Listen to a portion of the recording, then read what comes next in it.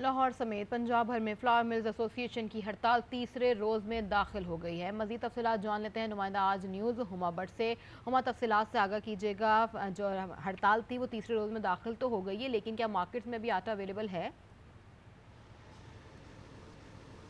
जी बिल्कुल, हड़ताल की वजह से इस वक्त हम लोग देख रहे हैं क्योंकि जो सप्लाई है वो रोक दी गई है। तो 3 दिन हो चुके हैं, सप्लाई नहीं आई है, जिसकी वजह से जो दुकानदार हैं उनके पास आटे की शॉर्टेज काफ़ी ज़्यादा होती जा रही है। कुछ जगहों पर हमें नज़र आए हैं कि आटे के थैले मौजूद हैं, लेकिन बेशतर मकामात, बेशतर दुकानें जो हैं वो आटे के बगैर ही हैं। और जो दुकानदार तो परेशान हैं ही, लेकिन ज़्यादा परेशान जो हैं वो सार्फिन हैं, शहरी हैं, जो कि बहुत ज़्यादा आटे के लिए इस वक्त जगह जगह दुकानों पर जा रहे हैं, लेकिन उन्हें आटा नहीं मिल रहा। और साथ ही साथ में शिकवा भी ये किया जा रहा है शहरियों की तरफ से कि जो आटा डीलर्स जो हैं वो दे रहे हैं आटा, वो भी महंगे दामों आटे की फ़रोख्त कर रहे हैं। जिनके पास थोड़ा बहुत भी स्टॉक है वो महंगे दामों देते हैं, जो उनकी पहुंच से भी बाहर होता जा रहा है। शहरी परेशान है, लेकिन दूसरी तरफ दुकानदारों की तरफ से कहा गया है कि फ्लोर मिल्स एसोसिएशन की तरफ से उन्हें यही कहा गया था कि चंद रोज़ के बाद आटे की सप्लाई जो है वो बहाल कर दी जाएगी। लेकिन अभी 3 रोज़ हो चुके हुए हैं, अभी तक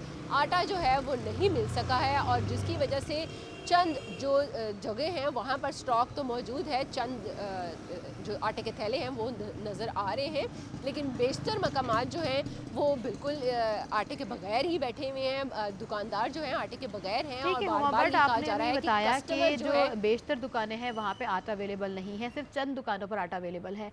तो जिन चंद दुकानों पर आटा अवेलेबल है, क्या वहाँ पे कीमतें वही हैं जो मुकर्रर की गई थी?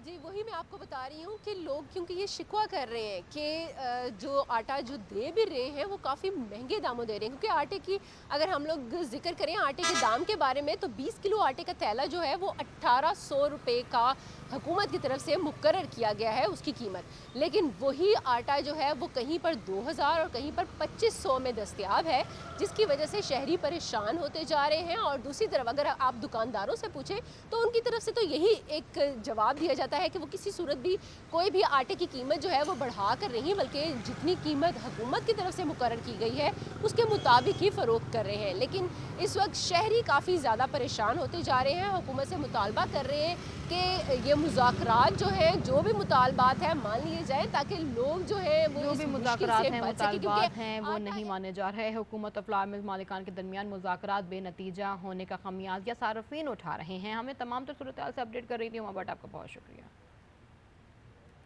फ्लावर मिल्स की हड़ताल की वजह से पतोकी में आटा डीलर्स ने खुद साख्ता कीमतों में इजाफा कर दिया है। मज़ीद क्या तफसीलात है जान लेते हैं शहजाद रहमत से। जी शहजाद।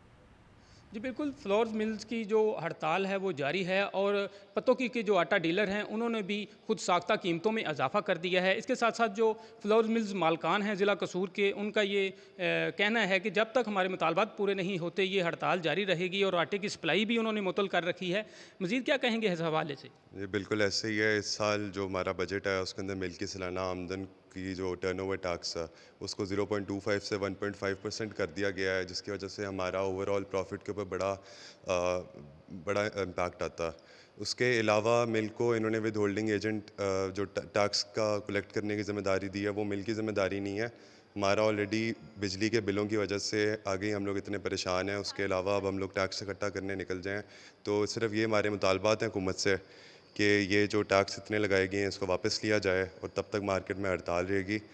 जी जैसा आपने इनके तासरात जाने, इनका यही कहना है कि जब तक गवर्नमेंट जो टैक्स है वापस नहीं लेती और इसके साथ साथ दीगर जो इनके मुतालबात है वो नहीं माने जाते, ये हड़ताल जारी रखेंगे। जी।